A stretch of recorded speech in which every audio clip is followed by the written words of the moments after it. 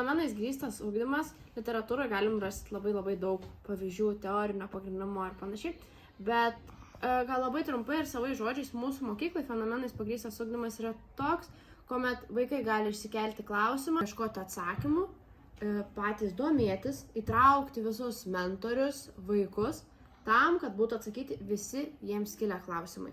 Nes kuo daugiau vaikų, tuo įdomesnių pilna klausimų ir jie tada vieni iš kitų mokosi. Taip? Fenomenas gali būti bet koks.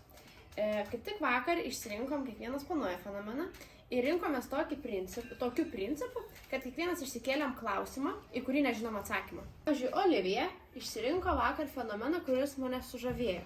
Pristatyk. Išsirinkau stichijos ir aš išsirinkau lietų. Tai koks tavo nagrinėjimas klausimas?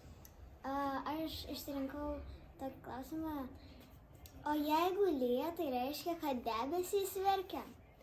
Ir šį fenomeną mes nagrinėsim labai skirtingai. Taip, mes sutarėm, kad žiūrėsim iš dviejų požiūrių. Pirmoji dalis pas mus yra iš gamtos pažinimo pasaulio. Taip, nagrinėsime konkrečiai stichiją, lietų. Taip. O kita pusė yra iš lietuvių kalbos. Ne. Mes nagrinėsime poeziją. Taip pat turim idėją sukurti lietaus prototipą iš debesies. Tai nebus toks tikras mokslinis prototipas. Mes tenksimės iš tikro perduoti tą debesies liūdesį, kuomet lyja. O dabar, Timūrai. Apie akis, kaip jos veikia ir kaip jos skyrė spalvas. Pristatyti fenomeną apie akis, kaip ji reaguoja į spalvas ir iš ko jis sudaryta. Tai mes pirmą padarėm plakatą, šitą tavo maketą. Aš padariau maketo akį, mes ėjom pas daktarus, patys nagrinėjom, piešėm ir padarėm dar plakatą, ten maketą. Kodėl rainelė būna spalvota? Tai čia viskas daro melaninas.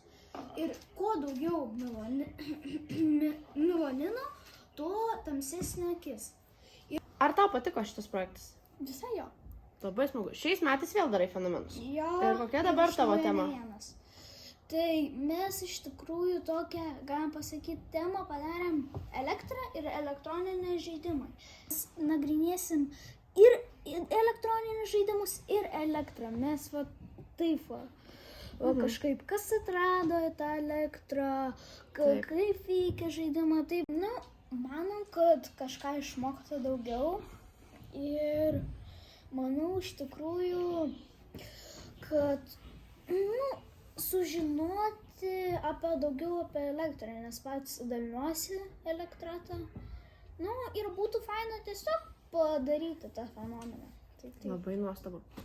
Čia gera idėja, mano Arnas bendraklasis pasiūlė daryti kažką su bulve, nes bulvė yra truputį elektros ir tą padaryti, galima pasakyti, surasti tą energiją.